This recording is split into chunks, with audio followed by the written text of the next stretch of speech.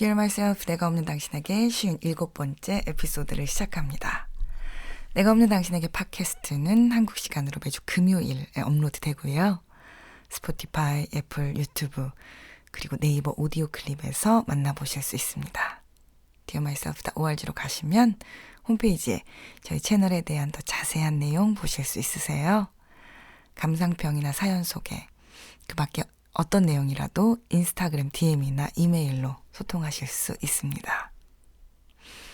오늘은요, 지난 에피소드에서 예고 드렸던 대로 공감하는 실질적인 방법들에 대해서 좀 나누려고 해요.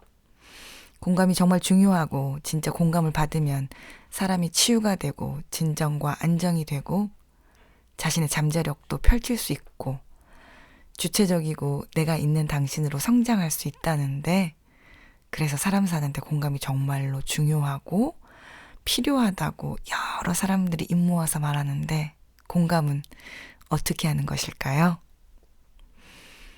사실 우리가 공감 못하는 사람을 알아차리는 건 다소 쉬운 일인 것 같아요.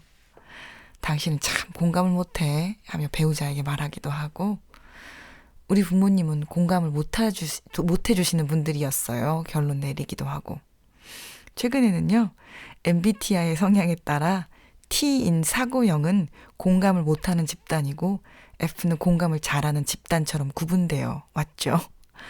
그런데 공감에 대해서 좀 깊이 공부해보니 우리가 참 많은 경우에 공감에 대해서 착각하고 살고 있구나 하는 것을 알게 되었습니다. 저는 공감이라 하면 굉장히 따뜻한 목소리와 말투에 감정적인 부분이 겸비되어야 한다고 생각해 왔어요. 내가 넘어져서 아플 때 내가 아프다고 말하기 전에 아이고 아팠겠다 내 마음을 알아주는 것이 공감이라고 생각했죠. 그래서 어쩌면 저는 오랜 시간 동안 내가 말하지 않아도 나를 알아주는 사람을 찾고 또 찾아다녔는지 모르겠어요.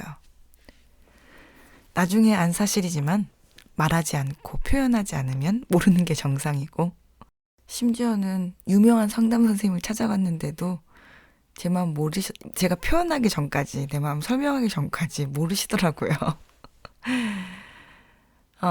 또 말하지 않고 누군가가 나의 마음을 알아서 알아주길 바라는 거, 내가 없는 당신들의 특징이라는 것도 알게 됐죠. 그래서 지난 45번째 에피소드에서 알아서라는 달콤한 유혹이라는 제목으로 이야기를 나누기도 했었어요. 한 번도 만나뵌 적은 없지만 제가 정말로 마음 깊이 존경하고 애정하는 정신과 의사이자 공감 전문가로 널리 알려져 있으신 정혜신 선생님. 이 선생님은 사람들이 공감에 대해 일반적으로 가지는 착각을 잘 짚어주셨는데요. 누군가의 이야기에 맞다 해주는 거 공감 아니래요. 무조건 동의해주고 참고 인정해주고 끄덕끄덕하는 거 공감 아니래요. 어렵고 슬픈 이야기를 듣고 눈물 흘리는 거, 이것도 공감 아니래요. 아니 그럼 공감은 도대체 뭘까요? 모든 전문가 선생님들이 한입 모아 말하는 공감은 한마디로 하면 이해라고 합니다. 사람은 서로 다 다르잖아요. 그러니까 내가 아닌 다른 사람을 온전히 이해하는 거 매우 어렵죠. 그러니 나 아닌 다른 사람을 이해하는 것은 굉장히 어렵고, 그렇기 때문에 에너지를 들여서 그 사람의 입장과 상황을 이해해야 합니다. 그래서 공감에 대해 이야기하는 선생님들은 한입 모아서 질문하지 않고 할 수 있는 공감은 없다라고 말씀하시더라고요. 자꾸 물어봐야 내가 아닌 그 사람의 입장을 이해할 수 있다는 것이죠. 물론 답을 정해놓고 하는 질문, 타박하려고 하는 질문과 이해하기 위해서 하는 질문은 다르죠. 그래서 애를 써서 그 사람의 입장을 이해하려고 하는 질문을 한다는 건 내 생각과 내 의견, 내 입장을 온전히 내려놓고 완전하게 그 사람의 입장과 그 사람의 상황을 이해한다는 것이라는 거예요. 그래서 상대방의 입장에서 왜 상대방이 저런 생각을 하고 저런 마음을 갖는지 이해하려고 하는 것을 공감이라고 한다고 합니다. 넘어진 아이에게 아이가 스스로 지금 어떤 상황인지 인지하기도 전에 아이고 아팠지 라고 하는 거 공감 아니고 그 상황에 대한 나의 분석이라는 거죠. 퇴근하고 축 처진 어깨로 집에 돌아오는 배우자를 보고 손을 꼭 잡으면서 오늘 너무너무 회사에서 힘들었지 하는 거 나의 추측이고요. 부모님을 하늘나라로 떠내보낸 친구를 보고 눈물을 흘리고 마음이 너무 아플 것 같아 라고 말하는 것은 상황에 대한 나의 리액션, 나의 감정이라는 것입니다. 물론 지금 말한 모든 행동들이 다소 따뜻하고 인간적인 행동들이지만 어쨌든 공감은 아니라는 것이죠. 공감이라면 지금 상대방의 마음이, 입장이 어떤지 물어봐야 공감이 시작된다고 해요. 최근 할머니를 떠나보낸 남편이 주변의 한인 어른들에게 가장 많이 들었던 말은 힘들지, 그 정도면 오래 사신 거야, 호상이다, 많이 마음이 아프지, 그 마음 오래 가더라, 뭐 이런 정도의 말들이었는데 그 말들이 위로로 다가오지 않았던 이유는 어쩌면 남편에게 어떤 마음이었는지 어떤 생각이 드는지 묻는 이가 없었기 때문일 수도 있고 그 죽음에 대한 자신들의 판단을 다소 긍정적인 언어로 말하셔서일 수도 있겠다는 생각이 들었습니다. 굳이 MBTI의 유형으로 따져보자면 사고형은 이해나 공감보다는 판단이나 충고 혹은 조언으로 자신의 의견과 자신의 관점을 자꾸 피력하면서 공감을 잘 못할 수도 있고, 반대로 감정형은 그 상황에 대해 자신의 감정과 추측으로 자신의 감정을 피력하면서 공감을 못할 수도 있습니다.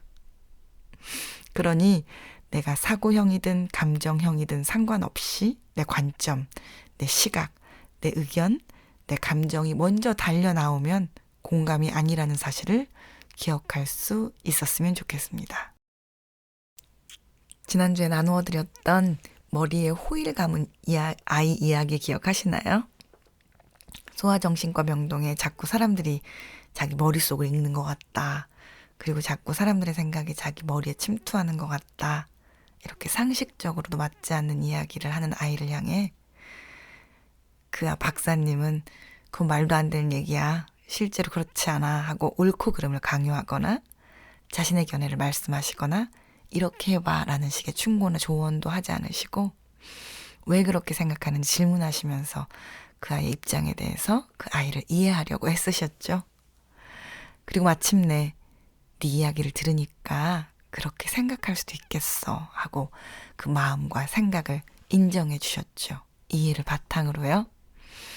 그리고 나서 치료에 대해 어떻게 할까 물어봤을 때 공감을 받은 아이는 마음이 진정되어 머리에 호일을 두르면 치료실까지 갈 수 있겠다고 해결책을 낼 수 있었고, 박사님 입장으로는 그 머리에 호일 감는 행위가 이해가지 않고 바보 같지만 그 아이의 입장을 이해하고 공감하게 되니 호일 감는 거 허락했고 그 아이는 결국 치료를 시작하고 호일을 감지 않는 아이가 나중에 되었다. 이런 이야기죠. 공감이란 얼마나 따뜻하냐, 얼마나 감정적으로 받아주냐 보다는 얼마나 이해하느냐, 얼마나 자신의 입장을 내려놓을 수 있느냐. 그래서 얼마나 상대방의 마음을 그 이해를 바탕으로 인정해 줄 수 있느냐 하는 것인 것 같아요. 이런 면에서 공감은 사실 누구나 할 수 있지만 어마어마한 에너지가 드는 일입니다.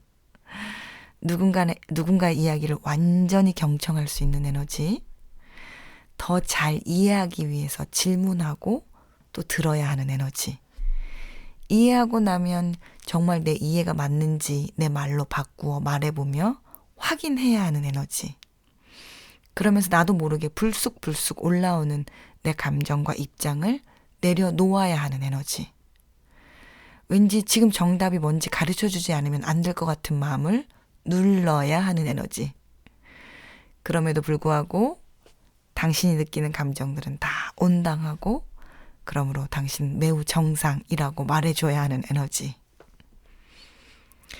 사실 제가 오늘 에피소드를 통해 여러분께 진짜 드리고 싶었던 얘기는 공감은 이렇게 하셔라 하는 이야기는 아니었어요. 물론 오늘 에피소드를 통해서 그런 이야기를 알게 되셨다면 감사하지만 제가 진짜 강조하고 싶은 이야기는 이거예요. 공감은 너무 중요한데 에너지가 엄청 드는 일이거든요.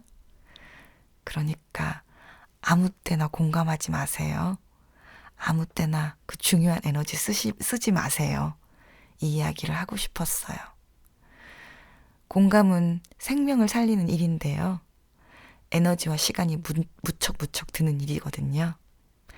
근데 주변에 공감해달라, 마음 알아달라, 살려달라라고 메시지 보내는 사람들 정말 많아요. 우리가 에너지가 빵빵하고 능력이 되고 그렇다면 뭐 그 모든 사람 살리면 좋고 그 모든 사람에게 공감해주면 좋죠.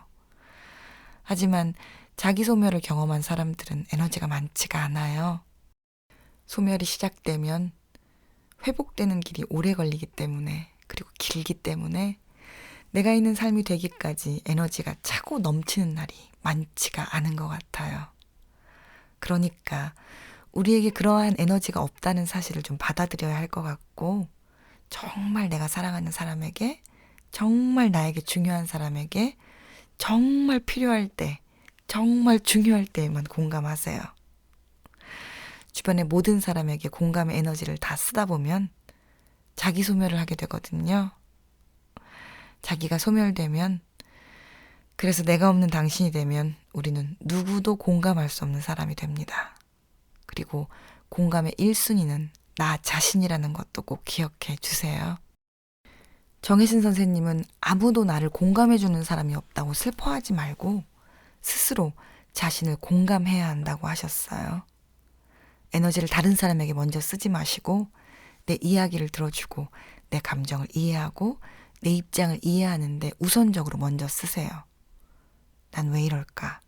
왜 이런 마음이 들까? 왜 이런 기분이 드는 걸까 생각이 드신다면 내가 나에게 공감해달라고 신호를 보내는 걸 거예요. 다그치지 말고 판단하지 말고 가르치려고 하지 마시고 이해하기 위해서 질문하시고 대답하시고 그 감정이 이러이러해서 그럴만하다 하고 이유도 찾아주시고 그럴 수 있겠다. 그런 마음 드는 거 그럴만하다. 동의도 해주시면서 나를 먼저 공감해주세요. 내가 나를 이해하고 내가 나를 공감해야 자기 소멸을 멈출 수 있습니다. 그래서 제가 오늘 공감을 어떻게 하는지를 이렇게 열심히 설명한 이유도 그 방법으로 자기 자신을 먼저 공감해야 한다고 말씀드리고 싶어서예요.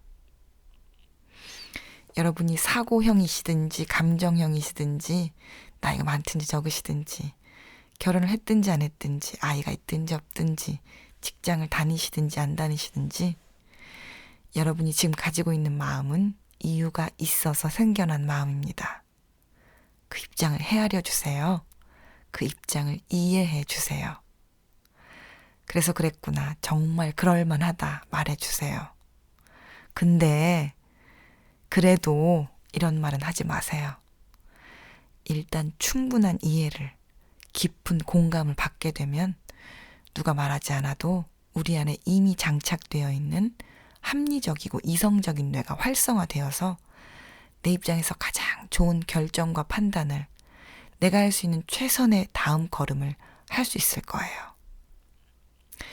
여러분이 무슨 생각을 하고 계시든지 무슨 감정을 느끼시든지 당신의 마음은 늘 옳습니다.